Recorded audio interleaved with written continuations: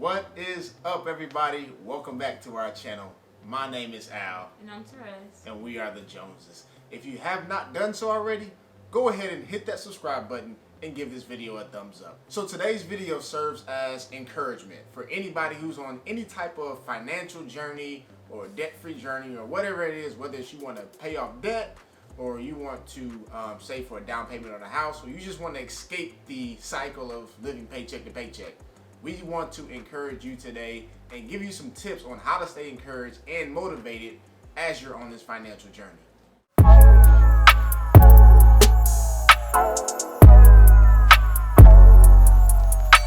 So the first thing you want to do to stay motivated is to remain focused on the goal, and even stay focused on why you have this particular goal in place. Because sometimes it can be easy to get distracted by looking on social media and seeing what your friends are doing, what family's doing, or just what the world says you should have or that you deserve right now. Always keep that goal in mind. Because if you keep getting distracted by what others are doing or by sales that you may see or anything that may be distracting to you, this time next year you may not make it as much progress as you would if you had stayed focused.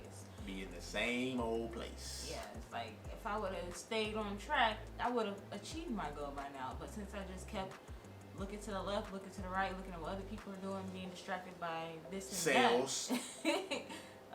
Now look, you have to stay focused. So the next thing you want to do to stay motivated and encouraged during your financial journey is to make room and budget for fun or even small victories. It's very easy, especially if you're going to be on this journey for a while, if you have a goal that's, so huge that's going to take a little time. It's so easy to get burnt out if you just cut everything back. It's almost like going on a strict diet where you just eat lettuce and tomatoes every day for every single meal.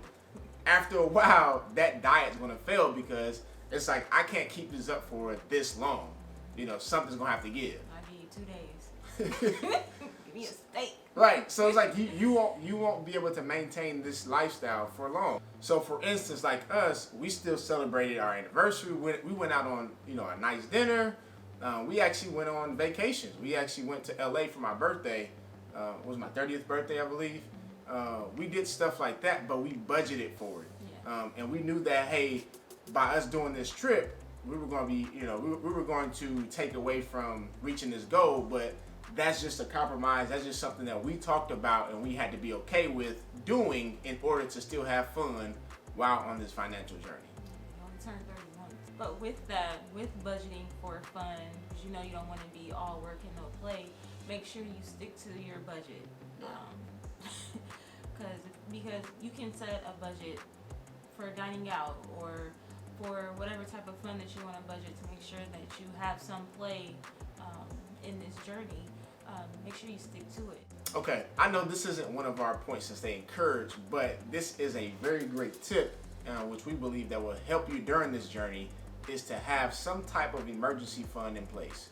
Whether that's $1,000, $5,000, whatever it is, whatever you're comfortable saving, have it in place. Because there's a statistic out there that says 60% of Americans cannot afford to handle a $1,000 emergency without going into debt, meaning charging your card or getting a loan or borrow money from somebody.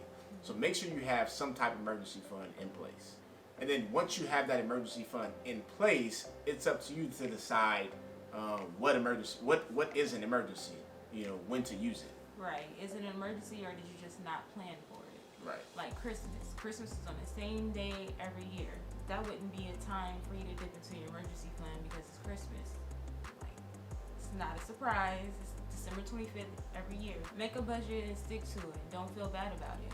Like if your budget is $1,000, if your budget is $600, if your budget is $100, whatever your budget is, stick to it and don't feel bad about it. Christmas is about Jesus anyway. Another thing that happens that some people may dip into emergency fund to help deal with it, but we really wouldn't consider it an emergency because you do have some time in advance to plan for it, is pregnancy and FMLA leave. It's like most times when you get pregnant, you have the 9 months before the baby comes, and you can use that time to plan and budget and save for the extra baby expenses and the time off work. For the income that you will be missing while you're off work on maternity leave. So if you're planning on having a baby, when you start trying to conceive, that would be when you start practicing, that would be a great time to start putting extra money to the side for the baby and the expenses that come with having a baby. If it is a surprise, once you find out, once you pee a nest stick and see the 2 lines, that would be a great time to start putting money aside whenever you can to save for whenever the baby makes its arrival. So the last thing that you want to do to stay encouraged during your financial journey is to get involved or get plugged in with some type of community for accountability and just some added support. We are a part of the debt-free community, on Instagram and things like that. And actually, our Instagram handle is the Joneses 11. So look us up on Instagram. But we've got into a debt-free community to where we're always encouraging each other and just throwing out tips on how to just walk this thing together. And some people who are at different stages of their debt-free journey. So it's kind of neat to see where you can be and just say, hey man, if I take care of this, I can be in that same spot. Yeah. And like I said, just giving encouragement to everybody else in that community. Because sometimes you can feel alone, especially for single people who don't have a spouse to, hey, talk about this stuff or bounce ideas off of all the time. We highly recommend you get into some type of community that supports whatever goal you're trying to achieve. All right, y'all, so that's all we got. I hope you guys enjoyed this video. Don't forget to hit that subscribe button and make sure you give this video a thumbs up. We'll see y'all next time. Peace.